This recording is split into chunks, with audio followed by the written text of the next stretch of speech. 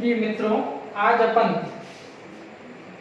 भारतीय संविधान का निर्माण हुआ उसके पहले हिस्टोरिकल बैकग्राउंड, ऐतिहासिक पृष्ठभूमि क्या रही उसके बारे में अध्ययन करेंगे। इससे पूर्व अगर आपने इस चैनल को सब्सक्राइब नहीं किया है तो आज ही सब्सक्राइब करें, लाइक करें, अधिक से अधिक लोगों को शेयर करें। तो अपन है भारतीय संविधान की ऐतिहासिक पृष्ठभूमि। भारतीय संविधान की ऐतिहासिक पृष्ठभूमि क्या है उसके बारे में पढ़ेंगे। Historical background of Indian constitution, भारतीय संविधान की ऐतिहासिक पृष्ठभूमि क्या है उसके बारे में अपन अध्ययन करेंगे। तो अपन देखते हैं भारतीय संविधान बनना शुरू, सबसे पहले यहाँ पर ब्रिटेन के जो सबसे पहले 1600 में ब्रिटेन से एलिजाबेथ प्रथम, 1600 में एलिजाबेथ प्रथम ने ब्रिटेन के 24 सदस्य एक काउंसिल को व्यापार के उद्देश्य से भारत की भेजा था और उसके बाद में उन्होंने व्यापार के साथ साथ, आपको मालूम है 1765 की इलाहाबाद की दो संधि होती, उसके बाद में दीवानी अधिकार भी वह प्राप्त कर लेते हैं अंग्रेज, और उसके बाद उस समय कुख्यात दोहरा शासन है वह उनके द्वारा संचालित किया जाता है।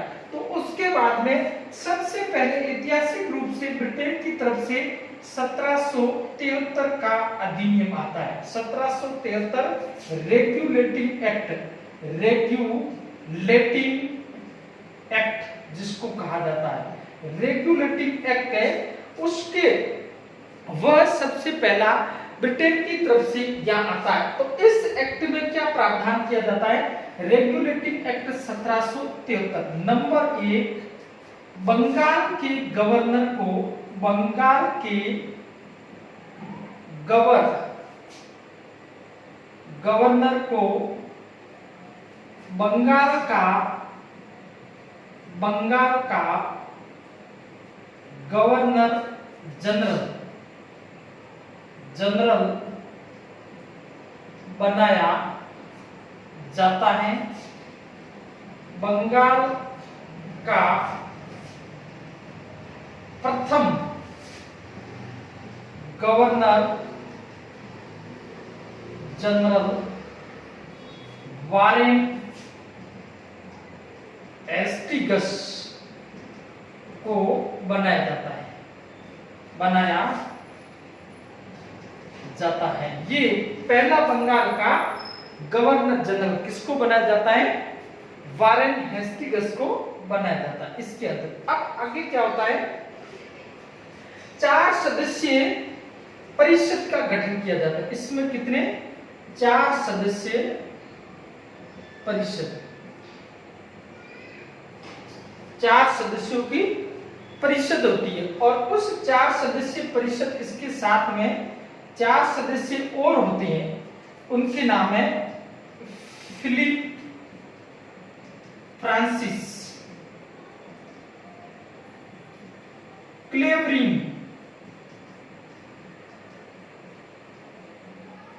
मॉनसन और उसके बाद में वारविल।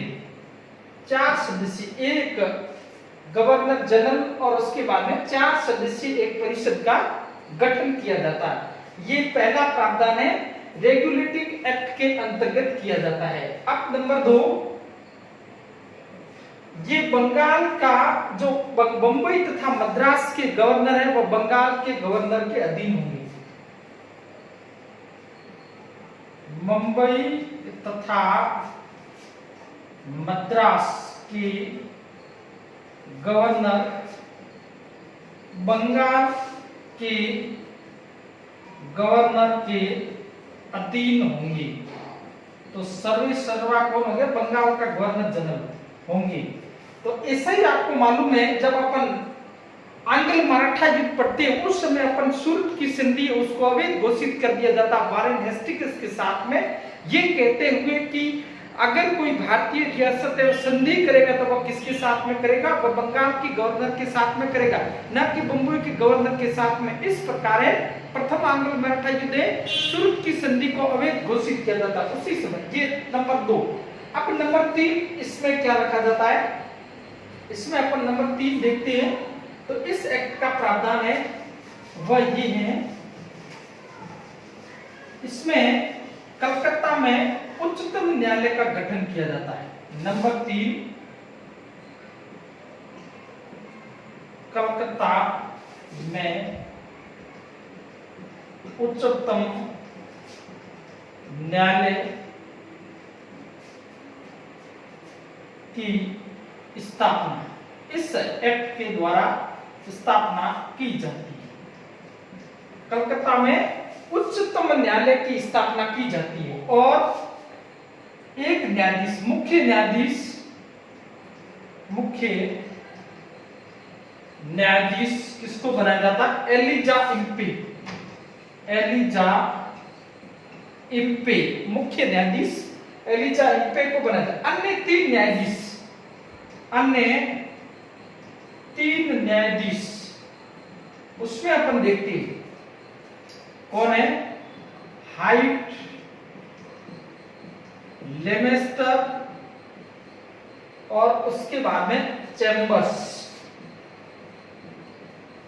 ये 3 अन्य न्यायाधीश और मुख्य न्यायाधीश एलिजा इम्पे। कलकत्ता में उच्चतम न्यायालय की स्थापना भी किसके अंतर्गत की जाती है, रेगुलेटिंग एक्ट का प्रावधान है कि कलकत्ता में उच्चतम न्यायालय की स्थापना मुख्य न्यायाधीश एलिजा इम्पे। प्रश्न पूछा गया है सिविल सर्विसेज प्री के अंदर, ये प्रश्न पूछा गया है कि मुख्य न्यायाधीश कौन थे, एलिजा इम्पे। प्रश्न ऐसा भी पूछा गया कि गवर्नर की परिषद के 4 सदस्यों में निम्न में से कौन सा सदस्य शामिल नहीं था, ऑब्जेक्टिव टाइप प्रश्न ऐसा भी पूछ सकते। तो ये इसका तीसरा प्रावधान। चौथा प्रावधान ये किया गया कि ब्रिटिश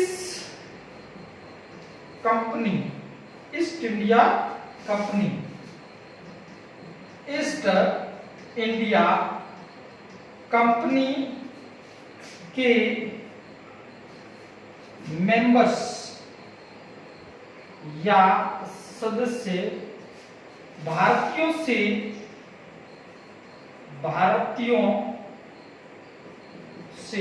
उपहार के रूप में कोई वस्तु नहीं लेंगी, ऐसा भी इसमें प्रावधान किया गया।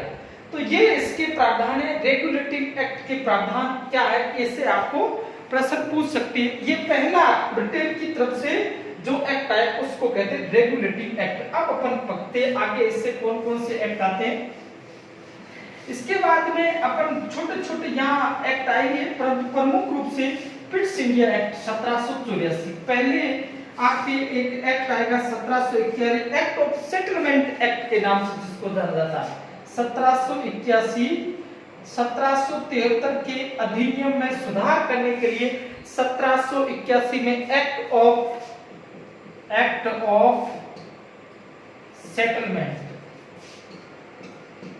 ऐसा एक्ट आता है जो इससे 1773 के अधिनियम में कुछ सुधार करता है। उसके बाद में यहाँ पर 1783 के अंदर 1783 में 2 एक्ट बनते। एक तो डंडास अधिनियम जो ब्रिटेन की संसद द्वारा पारित नहीं हो पाता, और उसके बाद में 1783 में ही एक बनता है फॉक्स अधिनियम।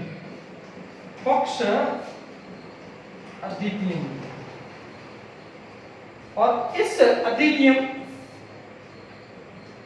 इसमें ऐसा कहा जाता है कि ये हाउस ऑफ लॉर्ड्स से पारित हो जाता है और हाउस ऑफ कॉमन्स से पारित नहीं होता है। और इस अधिनियम के अंतर्गत फॉक्स तथा लॉर्ड नॉर्थ की सरकार वह गिर जाती है, ऐसा कहा जाता है। एकमात्र अधिनियम लाने के लिए ब्रिटेन की जो सरकार गई थी वह यही है, इसके अंतर्गत गिर जाती है। और उसके बाद में 1784 में यंग पिट की सरकार बनती है और 1784 के अंदर अधिनियम आता है 1784 को अधिनियम को कहते हैं पिट्स इंडिया एक्ट कहा जाता है। पिट्स इंडिया एक्ट के नाम से इसको जाना जाता है। अब इस एक्ट में क्या प्रावधान किया जाता है? पिट्स इंडिया एक्ट के अंदर 1 नंबर बोर्ड ऑफ कंट्रोल की स्थापना की जाती है। बोर्ड ऑफ कंट्रोल, जैसे अपन 1773 इसमें एक होगा बोर्ड ऑफ डायरेक्टर्स की स्थापना होती है और यहां पर क्या होगा? बोर्ड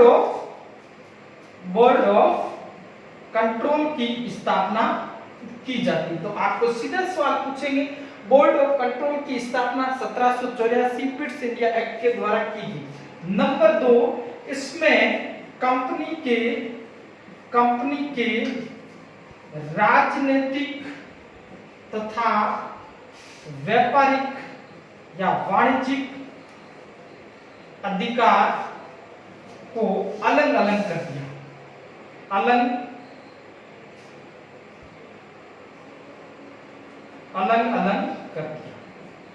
ये इसमें प्रावधान था। कंपनी के राजनीतिक तथा वाणिज्यिक अधिकार को अलग अलग इसके अंतर्गत कर दिया। तो ये प्रमुख रूप से इस पिट्स इंडिया एक्ट की प्रावधान। अब एक 1786 में एक्ट आता है, उस प्रमुख रूप से नहीं है। इसमें क्या किया जाता है? कार्नवालिस को बंगाल का गवर्नर जनरल बनाया जाता है।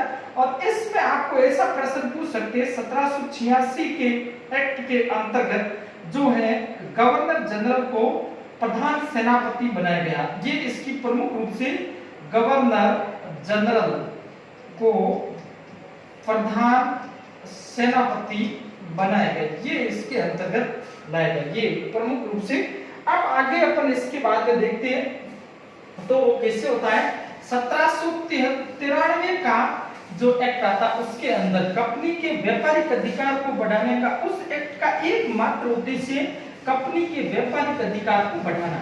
वो एक्ट इसलिए आता है, कंपनी के व्यापारिक अधिकार को बढ़ा देता है।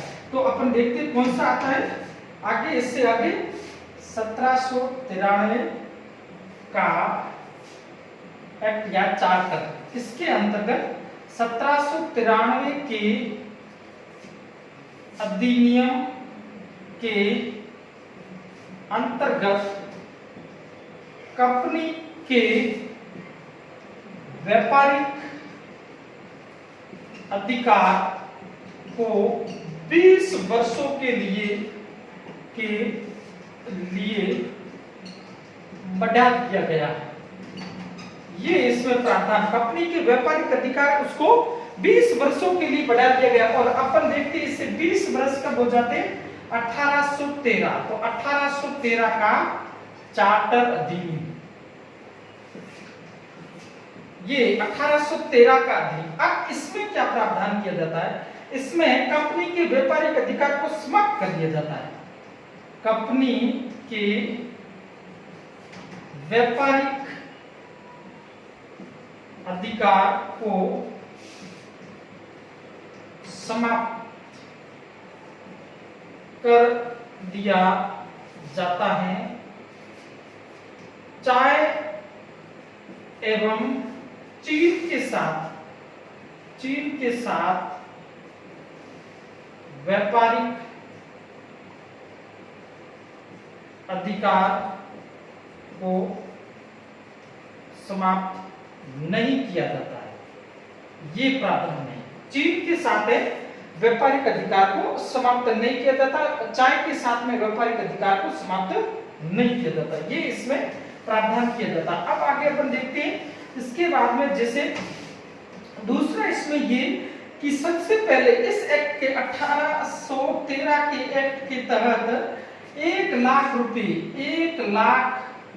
रुपए सालाना शिक्षा पर खर्च करने का प्रावधान किया गया। और ये शिक्षा कौन सी? ईसाइयों की जो शिक्षा, उस पर अधिकार। इसलिए इसके माध्यम से 1813 के अधिनियम के माध्यम से ईसाई मिशनरियों की स्थापना भारत में होने लगी। ईसाई मिशनरियों की स्थापना का प्रावधान किया गया, वो ईसाई मिशनरी उसकी स्थापना कर सकते हैं। ये कौन से 1813 के एक्ट का ये प्रावधान किया गया, ये प्रमुख रूप से। अब अपन देखते हैं इसके बाद में जो एक्ट आता है वो 1833 का एक्ट है। 1813 के बाद में एक्ट जो अधिनियम आएगा उसको है 1833 का अधिनियम। प्रमुख रूप से कौन सा आएगा 1800। बहुत ही महत्वपूर्ण प्रश्न यहाँ से बनते हैं, कई प्रकार के आपके प्रश्न बनेंगे। पूरे अधिनियम को आप एक एक को देखोगे तब आपको समझ में आएगा। 1833 का चार्टर अधिनियम,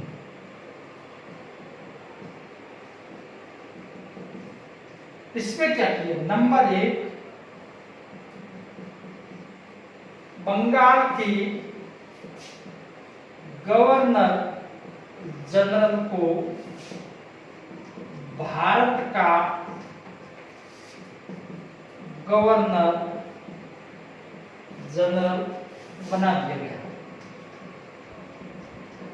ये प्रमुख रूप से प्रावधान था कि बंगाल के गवर्नर जनरल को भारत का गवर्नर जनरल बना दिया। और प्रथम भारत का प्रथम governor general Lord William Bentinck, ये इसमें प्रावधान किया गया।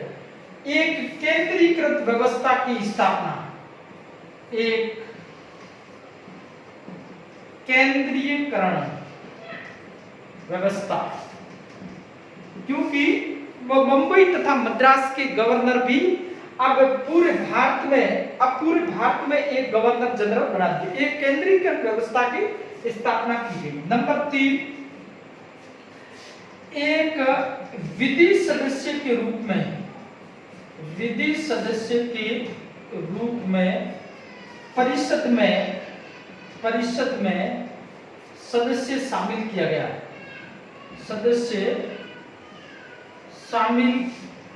किया गया। और वह था मेकाले। पहला विधि सदस्य के रूप में इसमें एक सदस्य को परिषद में शामिल किया गया। और उसके बाद में चीन के साथ व्यापारिक अधिकार तथा चाय का व्यापारिक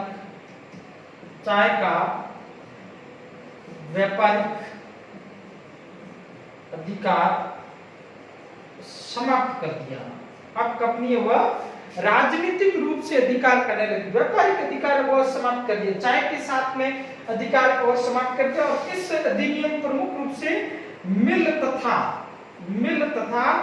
मेकाले का प्रभाव था। प्रमुख रूप से किसका था? मिल तथा मेकाले का प्रभाव था। तो ये 1833 का अधिनियम, इसमें खुली प्रतियोगी परीक्षा करने का, भाई ऐसा सिविल सेवा परीक्षा करवाई जाए, परंतु उस समय अंतिम रूप से इस अधिनियम में सहमति नहीं बनी। और उसके बाद में अधिनियम आता हुआ 1853 का चार्टर अधिनियम। इसके बाद में 1853 का चार्टर अधिनियम आता है।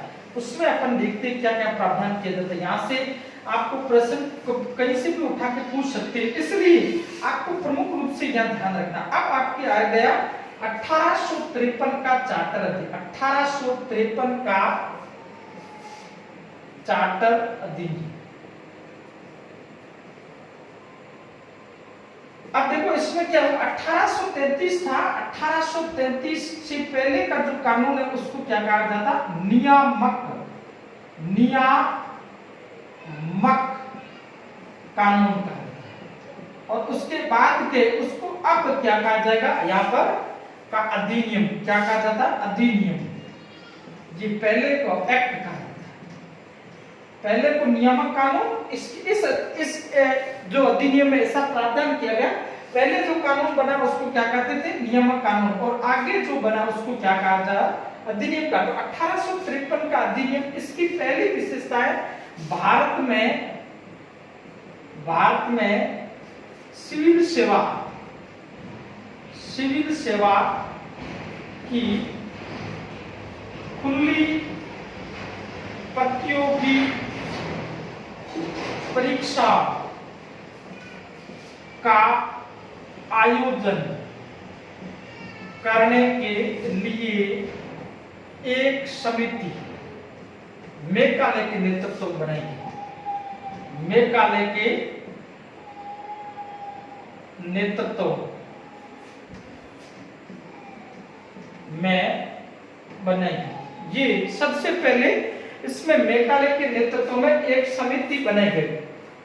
इसमें क्या किया, परिषद के सदस्यों का विस्तार किया गया। परिषद के सदस्यों का विस्तार किया गया। ये इसमें प्रावधान प्रमुख रूप से किया गया। और उसके बाद में प्रमुख रूप से अपने अधिनियम आएगा, वह अपन देखते हैं। यहाँ पर अधिनियम आएगा, वो आएगा जो अपन यहाँ 1857 की क्रांति होती है। और उसके बाद में 1858 का 1 नवंबर 1858 महारानी विक्टोरिया की घोषणा, 1 नवंबर 1858 महारानी विक्टोरिया की घोषणा इलाहाबाद में की जाती, जिसको इलाहाबाद घोषणा के नाम से भी जाना जाता। तो 1858 का अधिनियम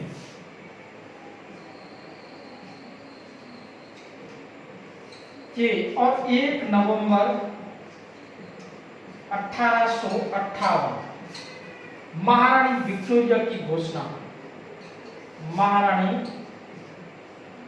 विक्टोरिया की घोषणा। इसमें क्या प्रावधान किया जाता है अपन देखते हैं। इस अधिनियम में नंबर 1, गवर्नर, भारत के गवर्नर को, भारत के गवर्नर जनरल को अब वाइसराय कहा जाना है।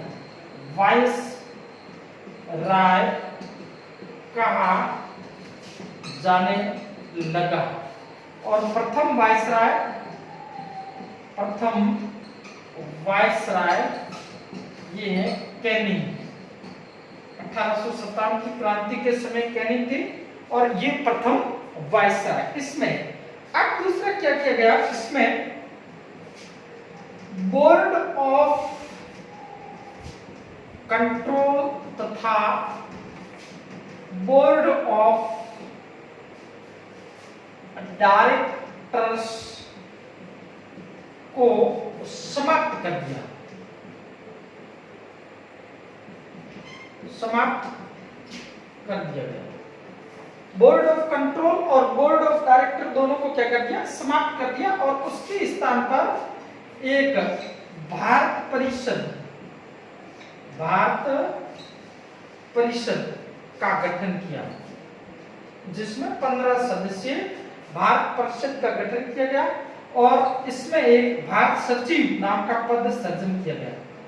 भारत सचिव पद का सृजन किया गया। तो ये इसमें प्रमुख रूप से प्रावधान किया गया। अब आगे अपन देखते हैं, इस अधिनियम के अंतर्गत है ये जो प्रमुख रूप से यहाँ की ईस्ट इंडिया कंपनी का शासन समाप्त कर दिया। East India 3 number, east India company का शासन समाप्त कर दिया। ईस्ट इंडिया कंपनी का शासन समाप्त करके ब्रिटिश क्राउन को दे दिया। ब्रिटिश क्राउन, ये अब शासन है वह किसके अंतर्गत है, ब्रिटिश क्राउन के अंतर्गत हो गया। तो ये इसमें प्रमुख रूप से प्रावधान किया गया। अब आगे अपन देखते हैं एक्ट कौन सा आता है। आगे अपने इसमें एक्ट आएगा अपन 1861 का अधिनियम। 1861 के अधिनियम की क्या विशेषता थी उसके बारे में अपन देखते हैं। 1861 के अधिनियम है जिसमें पोर्टफोलियो जो सिस्टम की स्थापना की गई। पोर्टफोलियो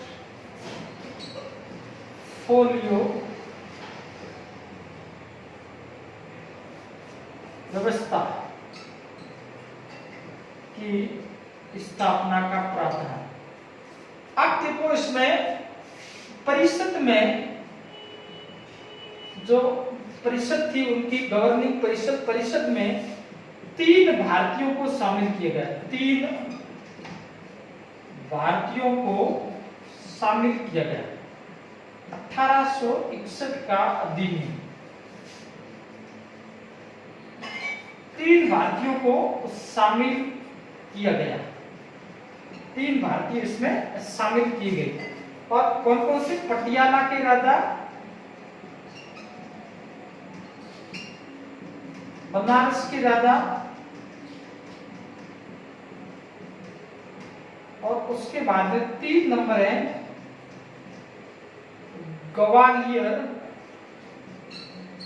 ग्वालियर के प्रधानमंत्री दिनकर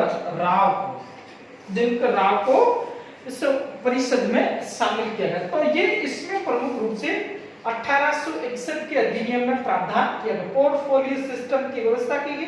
परिषद में 3 भारतीयों को शामिल किया गया। अब आगे अपन देखते हैं 1800, ये छोटे छोटे इसमें आपके प्रश्न पूछ सकते हैं।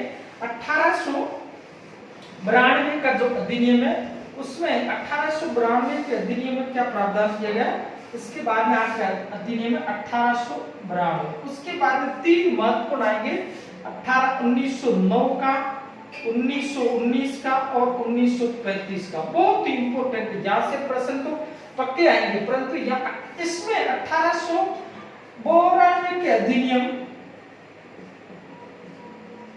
में ये है कि ये बजट पर प्रश्न पूछने का अधिकार दिया गया। ये और वे जो इसमें क्या किया गया? जो गैर सरकारी सदस्य उसकी संख्या भी बढ़ा दी गई, परंतु अधिक सदस्य व जो सरकारी सदस्य वह इसमें अधिक सदस्य। अब अपन 3 प्रमुख रूप से अधिनियम पढ़ेंगे महत्वपूर्ण 1909 का, 1919 का और 1935 का अधिनियम। इन अधिनियम के अंतर्गत ही बाद में 1935 का जो अधिनियम है उसके प्रावधानों के अंतर्गत ही पूरा भारत का संविधान है उससे लगभग 50-60% से अधिक भाग है वह 1935 के अधिनियम का हूबहू लिया गया। तो यहाँ अपन इन अधिनियम की कंपैरिजन अलग-अलग पढ़ते क्या इसमें प्रावधान किया गया, यहाँ से प्रश्न आता है। तो एक पहला देखते हैं 1909 का अधिनियम। 1919 का अधिनियम और 1935 का अधिनियम, ये 3 1909, 1919 और 1935। इसको क्या कहते हैं? मार्ले मिंटो सुधार अधिनियम, इसको कहते हैं मोंटेग्यू सेल्सफोर्ड सुधार, और ये 1935 का अधिनियम। अब इस 1900 मार्ले मिंटो, इस समय मार्ले व भारत सचिव है, मार्ले भारत सचिव और मिंटो व वायसराय, या मोंटेग्यू भारत सचिव और सेल्सफोर्ड व वायसराय, ये इस समय आपके ये प्रमुख रूप से है। और उस समय आप यहाँ पर कौन होगा? वेलिंगटन वायसराय, वेलिंगटन, ये पूछ सकते हैं 1935 का जब अधिनियम आया उस समय क्या। अब देखते हैं अब इसमें क्या किया गया। इसमें नंबर 1 गवर्नर की परिषद में एक भारतीय सदस्य को शामिल किया गया, ये और वह थे एसपी सिन्हा, सत्येंद्र प्रकाश सिन्हा, ये। और इसके बाद में इसमें ये सबसे पहले सांप्रदायिक आधार पर निर्वाचन प्रणाली की शुरुआत हुई। सांप्रदायिकता के आधार पर निर्वाचन प्रणाली शुरू की। मुसलमानों को उनके क्षेत्र में जो मुस्लिम है वही उनका निर्वाचन कर सकते हैं, दो तरफ से वो भाग ले सकते थे। तो ये सांप्रदायिक निर्वाचन प्रणाली है, उसकी शुरुआत की गई। अब इसमें क्या होता है, 20 अगस्त 1917 को एक घोषणा होती है जिसको कहते हैं मोंटेग्यू घोषणा, और उसमें कहा भारत में क्या किया जाएगा, उत्तरदायी शासन की स्थापना की जाएगी। इसलिए ये 1919 का अधिनियम आता है। अब इस 1919 के अधिनियम क्या किया गया, इस नंबर 1 को अपन ये लिख देखते हैं, सांप्रदायिक निर्वाचन प्रणाली को सिखों, यूरोपियन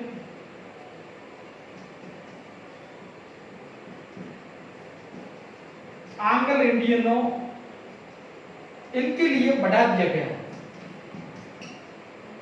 समाप्त तो किया नहीं, इनके लिए इस प्रणाली को क्या कर दिया, इस प्रणाली को आगे बढ़ाया गया। अब इसके बाद में दूसरा क्या है, यहाँ पर इसमें प्रावधान किया गया नंबर 2, प्रांतों में द्वैत शासन की स्थापना, शासन की स्थापना की। नंबर 4 इसमें क्या किया गया, जो है रक्षित तथा विषयों का रक्षित तथा हस्तांतरित विषयों में बंटवारा किया गया। इस अधिनियम की ये प्रमुख विशेषता रही है। अब आगे अपन इस अधिनियम की देखते हैं, 1919 के अधिनियम की क्या विशेषता होती है वह अपन देखते हैं। इसमें प्रमुख रूप से ये अब आगे क्या किया गया, प्रांतों में जो है द्विसदनी व्यवस्थापिका की स्थापना, द्विसदनी व्यवस्था की स्थापना का प्रावधान।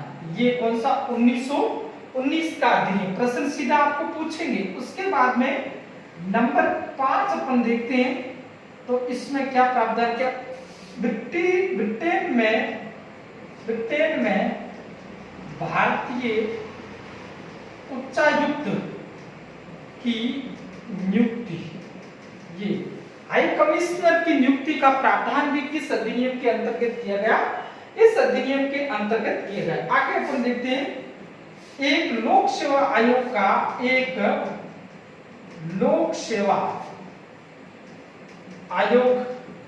का प्रावधान किया गया, और जिसके आधार पर 1925 में ली कमीशन के आधार पर है संघ लोक सेवा आयोग का बाद में गठन होता था। एक लोक सेवा आयोग का प्रावधान भी 1919 के अधिनियम के अंतर्गत किया गया। अब अपन देखते हैं ऑब्जेक्टिव टाइप प्रश्न की दृष्टि से ये महत्वपूर्ण है, इसलिए उसके बाद में आपको डिस्क्रिप्टिव टाइप प्रश्न ऐसा भी पूछ सकते हैं कि इन अधिनियम की आलोचनात्मक व्याख्या कीजिए ऐसा। अब अपने प्रमुख रूप से अधिनियम 1935 का अधिनियम, 1935 का अधिनियम, जिसमें से भारतीय संविधान में अधिकतर भाग लिया गया। इसमें कितनी 321 धाराएं थी, और इसमें 10 अनुसूचियां थी इस अधिनियम के अंतर्गत।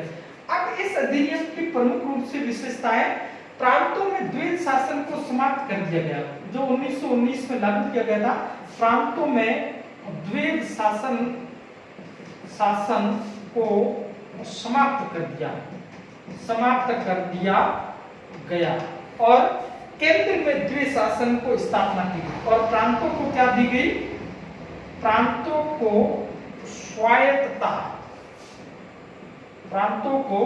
स्वायत्तता दी गई, प्रांतीय स्वायत्तता। प्रश्न पूछेगा आपको, प्रांतीय स्वायत्तता कौन से अधिनियम की विशेषता है, 1935 के अधिनियम की विशेषता, प्रांतों में द्वैत शासन को समाप्त कर दिया, प्रांतों को स्वायत्तता दी। और दूसरा है, केंद्र में द्वैत शासन की स्थापना, इस अधिनियम का प्रावधान केंद्र में क्या किया गया, द्वैत शासन की स्थापना इस अधिनियम के अंतर्गत की गई। नंबर 3 है शक्तियों का विभाजन किया गया, शक्तियों का विभाजन, संघीय शक्ति के विषय, संघीय शक्ति, संघीय विषय, उसके बाद में राज्य सूची के विषय और समवर्ती सूची। इसमें संघीय सूची के कितने 59 प्रश्न पूछा गया, राज्य सूची 54 और इसके कितने थे 36। बहुत ही इंपॉर्टेंट है प्रश्न ये पूछा गया। इसके 1935 के अधिनियम कितने थे 59 थे और इसमें कितने ये थे राज्य सूची के 54 और समवर्ती के 36। इस शक्तियों का विभाजन है वह भी इस अधिनियम के अंतर्गत किया गया। अब आगे अपन देखते हैं इस एक अखिल भारतीय संघ की स्थापना की गई। इस अधिनियम की 4 नंबर विशेषताएं अखिल भारतीय संघ, आरएस मेन में सब प्रश्न पूछा गया। 1935 के अधिनियम की विशेषता देखिए 10 नंबर का प्रश्न आया था, तो ये बहुत ही इंपॉर्टेंट प्रश्न है। प्रश्न संख्या 4 है, ये क्या है, अखिल भारतीय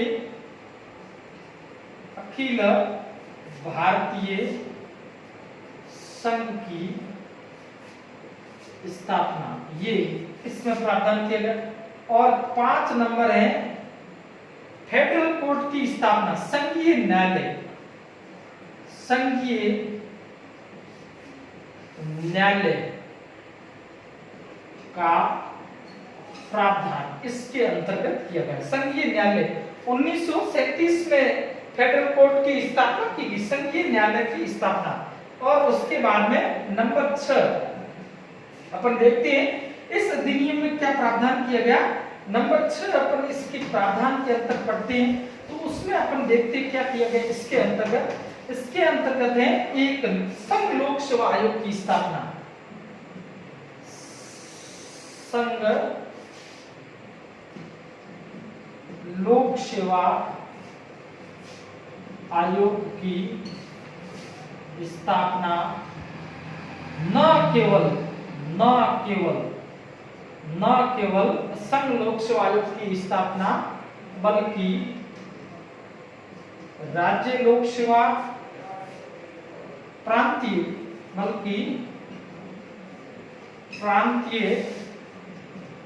लोक सेवा आयोग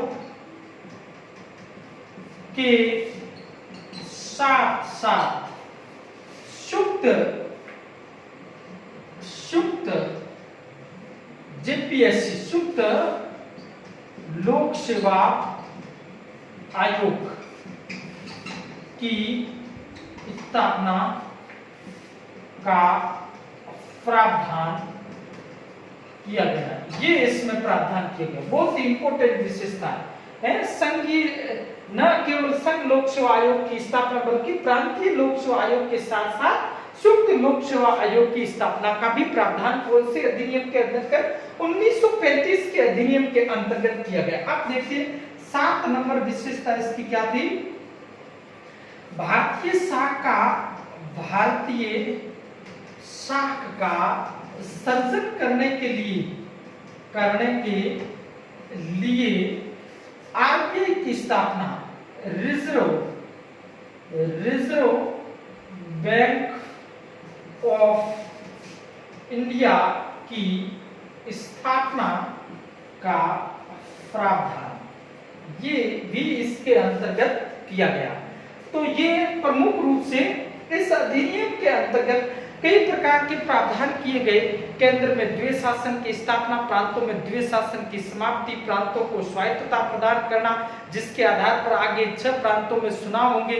उसके बाद में आरबीआई की स्थापना, फेडरल कोर्ट की स्थापना, अखिल भारतीय संघ की स्थापना का प्रावधान भी है वह इसके।